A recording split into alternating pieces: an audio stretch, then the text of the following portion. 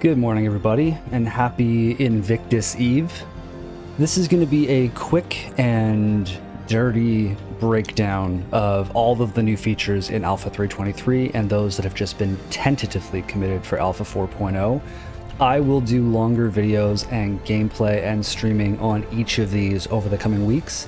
This is just a quick breakdown for those in my community who have missed the updates to the roadmap or don't have time to check it. If you're returning to the game in Alpha 3.23 or have been curious with Alpha 4.0, this will be a list of the features and a very quick explanation of what each of these means, but you can look forward to additional content on these very, very soon. Let's start with the changes that have arrived or will arrive very soon in 3.23 or the 3.23 branch. The new character customizer is in. Make your character look a lot more like you and save your loadout. The distribution centers are in. They are super bunkers. Right now they only have one level. They're going to have multiple levels. Really cool missions, really cool sites. I recommend checking them out under the mercenary, investigation, bounty hunting, or delivery tabs in your mobile glass. AI fauna, the Copion and the Maroc. Essentially, they're hunt animal missions for now, with more missions coming in the future around more types of fauna, but to see them added has been a long time coming, and it's very exciting to see things out there besides NPC humans. Personal and instanced hangars were delayed a bit. They're still expected for the 3.23 branch. They sounded like they were almost done when they described them to us, so just keep in mind you don't have personal hangars yet, but they're coming. Creature hunting ties in with the fauna as a new mission type. Item banks were delayed along with the personal hangars, but again, they're coming. The banks are physically in the game now, they just don't function yet. They're working out some kinks. Arena Commander, we have new maps, we have new modes, primarily Miner's Lament as a map, and the Engineering Experimental mode, so you can get into the game and start playing with what it's like to have to engineer your ship and what it's like to have to run with a crew on a bigger ship to handle it properly. Custom lobbies were added. They don't feel done. There's a lot of things that seem to be missing, but the ability to set a custom lobby has been long requested. I love the idea of having that for PvP training as far as groups go. I think it's going to be a really cool feature as they flesh it out. Mobile Glass was reworked. It's not fully done. Not every tab has been reworked yet, but it's started. It feels more polished. It feels more clean. It's easier to navigate. There's more features, and now that it's built on the building blocks system they have, you can sort of see where it's going to go with more and more features over time. The FPS loot screen was redone. I have my issues with it. It feels a bit cumbersome at times switching between that and local inventory. However, it is very handy to just tap on a body, pull off some loot, and continue with your mission as far as ammunition or swapping armor, and we'll see how they make it smoother as time goes on. The FPS map system was added for cities, orbitals, and ships. It is coming for planets, distribution centers, that sort of thing. It's great. It works really well. It doesn't feel done, but it's happening. It exists. It's great to see the progress. Cargo hauling missions were delayed along with the hangars. All we know is they're coming soon. Cargo hauling missions being a huge part of any space game. If you want to be a trucker, if you want to be a pirate, if you want to run support or be a mercenary that kind of protects these ships, this is going to be huge for a lot of different play styles. We're expecting them as part of the 3.23 branch fairly soon. Dynamic event Blockade Runner. This one is one we've seen before, but it sounds like they're updating it. I don't have any information on when this is coming, but any new dynamic events are great. It shows us what we're going to have in the future as far as frequency of dynamic events.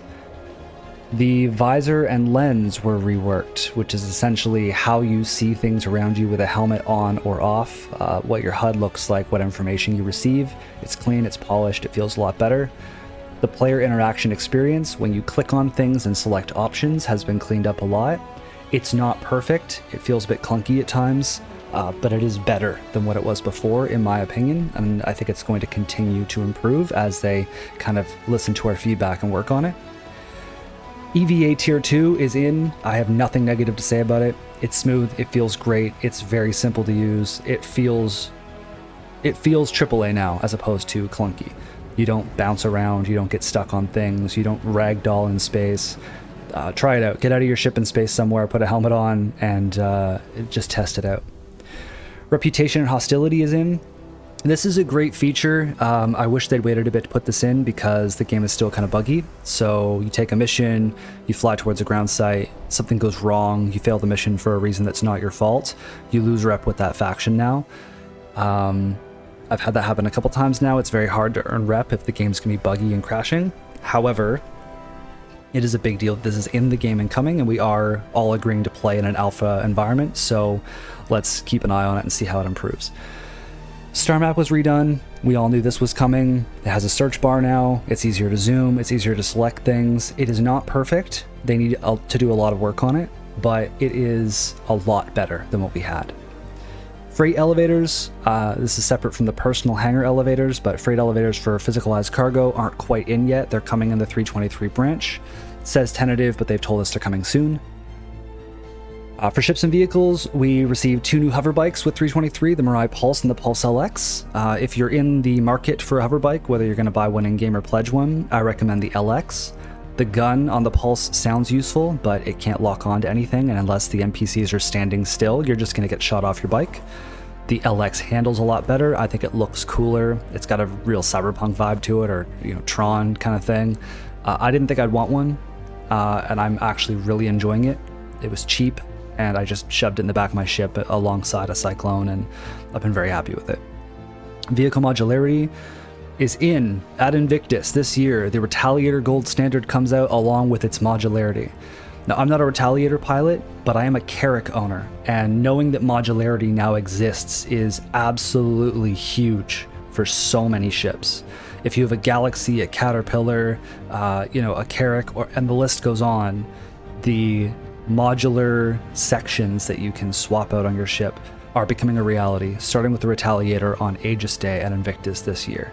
So be stoked about that one. Master Modes is in. You're going to find a lot of things online about whether that's good or bad. Let's do a whole separate video on that later. I have some things I love about it. I have some things I don't love about it. And I know they're still kind of iterating it. So let's just say Master Modes is in the game. Dynamic Crosshair is in. Combat helmets have it. You can highlight your helmet in inventory and go to the bottom and see if it's set up for AR support or not. But it's just a cool quality of life feature. It's got some great response and input information when you're in combat on foot if you're wearing a combat helmet. Vulcan graphics support is now in. I'm not super up on that stuff, but if you're a techie, you'll understand what that means. I'm not using it. I didn't find it very stable, but I am using the upscaling that came along with DX11. So basically, for anybody who doesn't know this any better than I do, optimization has started in Star Citizen. Water simulation and rendering is in. That's exactly what it sounds like. Fly over water. Water does stuff now. You can't go under it yet, you can't swim in it yet, it's not No Man's Sky water yet, but it's a start and it looks gorgeous. Volumetric clouds, same thing, looks really good, some improvements there. Image upscaling, I touched on that, there's a bunch of options. I'm using DLSS, there's also FSR and a couple others, but upscaling and optimization are beginning for the game. And the big one, replication layer, is now in the game. I believe it's just the first iteration of it, they're going to continue to work on it, but this was the last hurdle before 4.0, which is why when they tell us that 4.0 is coming in Q3 this year, I believe them. They have been telling us for years, Pyro this year, 2018, 2019, 2020, all the way up to now, that it's coming whatever year they announced it in. This is the first year that they've had the replication layer. This is the first year that they've actually put this on the roadmap. Now, it could be delayed. Don't be shocked if that happens. It is an alpha, but it's here, it's coming, it's happening. So I'm going to burn through this really fast and we'll do a whole separate video as we learn more. Character customizer in 4.0 is going to get more options, so let's assume more beards, more skin tones, more body types, who knows, but more customer characterization is great. Character customization, there we go. All the planets and moons of Pyro, they're listed here. I recommend going to this roadmap and kind of clicking on each and learning about them. I will do a video breaking down the planets and moons of Pyro in a couple of weeks as we have more information and more videos to pull from. But it's great that we have all of these tentatively committed. Jump points, of course, the ability to jump between systems. For those of you who don't play Star Citizen or haven't played in a long time, It is not like Elite Dangerous where you point your nose and jump to a system. It is more like Eve, where you have to fly to a jump gate to travel between systems. This is a big deal in Star Citizen because everything in Star Citizen is physicalized. So you don't simply point your spaceship and jump and it loads. You have to be able to walk around your ship, reloading your gun, drinking water, talking to your friend, playing pool, whatever you're doing, and have all of that carry over seamlessly between systems. It is a technological feat. It's going to feel amazing. I'm sure it's going to go terribly wrong at first, but that's what jump points are, and I'm very excited for that. Colonial outposts are coming in. We have bunkers, we have settlements, we have derelict settlements, we have caves, we have all these things. Now they're adding colonial towns, essentially. I saw a couple of them in the Pyro preview last year. They're cool. They're like little, duster shanty towns, essentially. I think it's going to be very interesting to see as these things grow. For me, what's exciting is landing my ship at one of those, getting out on a bike and driving around and finding random encounters out in the wilderness, finding friendlies or pirates or whoever kind of out in the woods. Maybe they're camping, maybe they're driving. I want to discover these things, not just jump to a marker. But this is a start. This is a huge start towards the game feeling more alive. The space stations of Pyro, of course, have been added along with the moons and planets, and the moons are all listed here below the stations. Some of those stations are derelict, which will be really, really cool. They've added another AI, the Quasi-Grazer. Let's call it the Space Cow. More fauna is cool, especially as it gets more diverse between star systems and planets. And a whole bunch of gameplay should be coming with 4.0. Fire hazards in your ships, engineering in your ships, not just in Arena Commander, but in the ships. Now, why are these a big deal? I have long said that solo people should be hesitant to pledge really big ships. The reason for that is because big ships will not be easily soloable in the future. If you want a big ship to walk around and feel cool, great, but if you want to do anything with it, you'll need a crew. This is mainly, besides turret use and terminals, this is mainly because of these two gameplay options: fire hazards and engineering.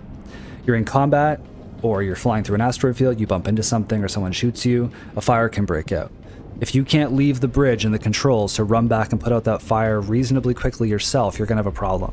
So you need crew on this ship, the bigger ships, to be able to take care of that while the pilot focuses on flying.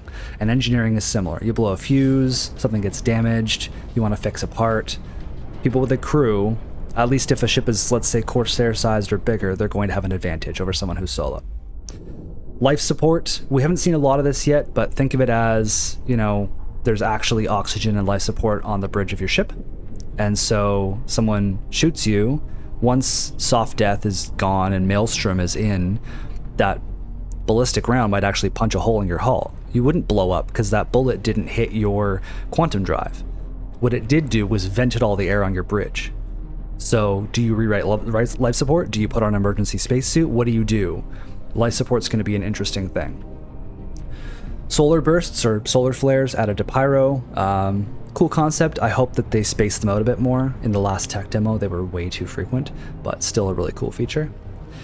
One of the Zeuses, I believe the ES is the exploration variant, will be coming or tentatively coming with 4.0.